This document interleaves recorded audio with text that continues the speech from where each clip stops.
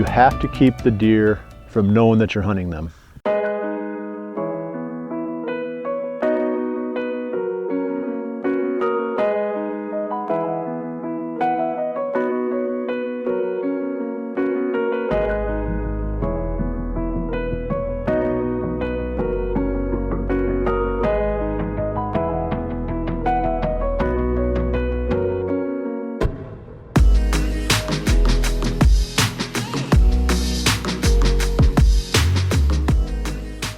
This is the last official episode of the 2019 Midwest Whitetail off-season series.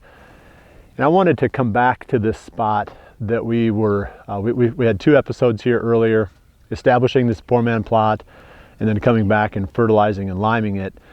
I wanted to show you the final update before we wrap this one up for the year. And then I also want to talk a little bit more about what I think is the most important tip or the cardinal rule of deer hunting. So we'll start out with this food plot.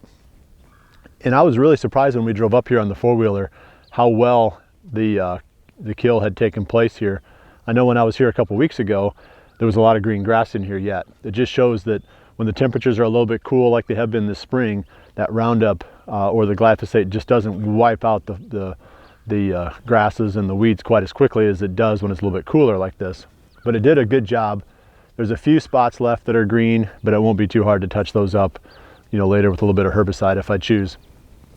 Taking a look, there is a lot of clover coming up in here. So the experiment looks like it's going to be a success of broadcasting clover seed into standing grass.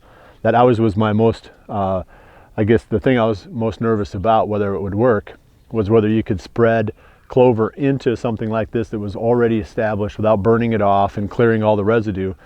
But as you start looking at this, there's a lot of clover down in there that's coming up through that grass. So, it is something that, if you don't have a lot of time and equipment, you can make this stuff work.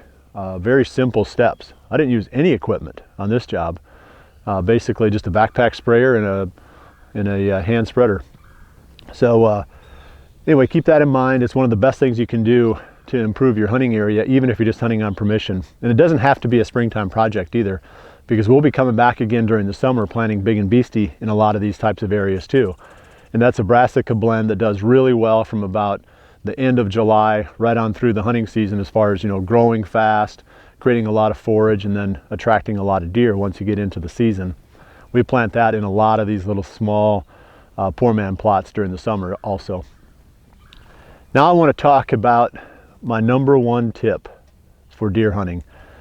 And we talk around this subject almost every single day when we're out deer hunting during the season. It seems like we're always coming back to the same thing, and that is you have to keep the deer from knowing that you're hunting them, because they will move naturally if they don't feel the human pressure in the areas where they live. As soon as they figure out that somebody's there, that somebody's consistently or even occasionally coming and going, they change their habits. They go from being more daylight active to being more nocturnal. Sometimes they'll even move slightly within their range to a different part of their range. Typically they won't completely change their range. People think, the deer just pick up and leave. They don't usually do that. Usually what they do is change their habits within that range, which has about the same effect if you're a bow hunter. They have to be moving during the day for you to have any success. So if they're not moving during the day, or they're not moving where you typically hunt, they might as well be 50 miles away. So let's talk about all the various ways that deer can figure out that we're hunting them. And this is where it gets interesting, because it's a simple statement: keep the deer from knowing that you're hunting them. That's easy to say, but it's a lot tougher to actually do that. And the biggest mistake I feel comes during the entry and exit to the stands. That's why we talk so much about that during the season. Every single stand, when you start watching the episodes in the fall, especially the daily video blogs, I'm constantly talking about how I get in and out. These are the strategies that I use to get to this stand without the deer knowing it.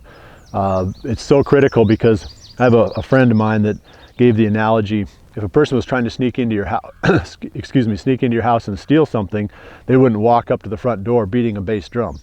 They'd sneak in. They wouldn't let you know that they were coming. And yet a lot of deer hunters make the mistake of beating that bass drum when they're walking into their tree stand. And they may not even do it on purpose. They may just say, well, this is the easiest route. This is the most, whatever you want to say, the path of least resistance to get to this spot. but at the same time, they're educating a lot of deer. So touching on that a little bit more, I think the biggest mistake people make on their entry and exit is going to and from the tree stand without paying attention to the wind. Again, they may only have one way in, and when they get there, the spot may work really, really well for that wind of that day, but they might be going to it or from it on a crosswind. So now, like, we just came back here about maybe 300 yards on this four-wheeler, and this is a spot that I've hunted in the past. You know, there'll be a tree stand right back in here someplace, and I've got this poor man plot here. It's gonna be an awesome spot. So it wouldn't make any sense to walk in here the whole way with a crosswind, because now I've just eliminated basically half of the area where the deer could possibly come from, because they pick up, you know, my scent or our scent with a cameraman as well.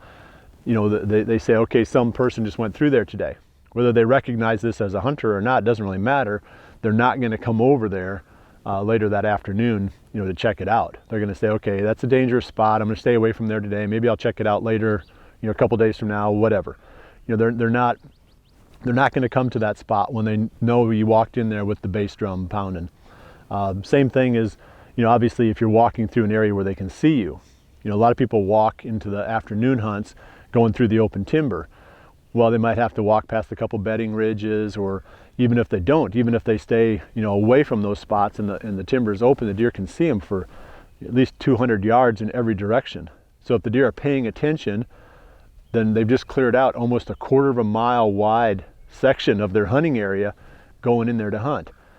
And it is no wonder that when the deer get on their feet later that afternoon, that they're not going to come in your direction. Another one that I think people that don't pay enough attention to is the ground scent. And again, you can really be under control with your ground scent coming in. You know, you don't want to cross trails that the deer are going to be coming to you on, so you use ditches and you do all this stuff. But then at the end of legal shooting time, you walk straight back to your vehicle. And now the deer are crossing that after you've left. You think that's not a problem, but the deer know that that's not normal. Now they're hitting human scent in places, fresh human scent, in places where people aren't supposed to be. This is their, you know, their security area. This is where they feed, or this is where they, you know, spend a lot of time during the day. They don't want to be smelling people there. So you got to be really, really careful, not just with where you leave your ground scent going to your tree stands, but also where you leave your ground scent when you're going back to your vehicle. Both are super, super critical. And a lot of people, again, they make the mistake of thinking it doesn't matter what happens after they leave, that the hunt is already over with.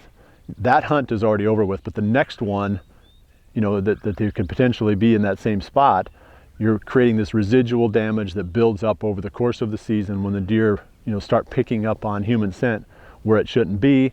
That registers. If it happens consistently, they will start avoiding those areas.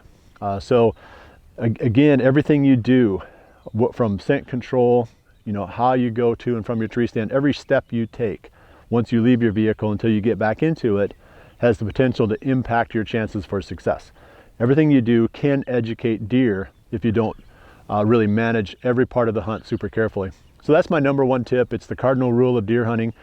And I think it's going to be fairly obvious to a lot of people, but where it's not quite so obvious is how extreme you have to get.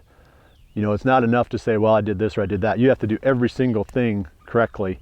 Every decision that you make has an impact on your success. And if you do that over the course of your hunting career, you're going to be rewarded with a lot more success. You know, it's not going to be, you know, those go in, see a bunch of deer, kill one, you know, those hunts are always going to take place. It's that, you know, over the course of time, being able to keep your hunting area as fresh as possible for as long as possible. That's really the true definition of success. I appreciate you joining us for the 2019 Midwest Whitetail off-season series. We're going to take a couple of months off now, a little break during the summer, and we'll be back again with the in-season series starting towards the end of August. So keep checking back, and then we'll start picking up the weekly episodes again then.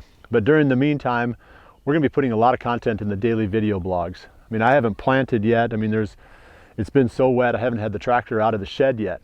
So I've got a lot of work to do. We'll do some scouting during the summer, a lot of filming of velvet bucks. It won't just be myself, it'll be the rest of the team. We'll start dropping this content into those dailies starting up here pretty soon. So check on those, and hopefully we can keep you entertained with some whitetail action during the summer. Well, I appreciate you joining us. We'll see you right back here again in a couple of months for the next episode of Midwest Whitetail. And remember to always dream big.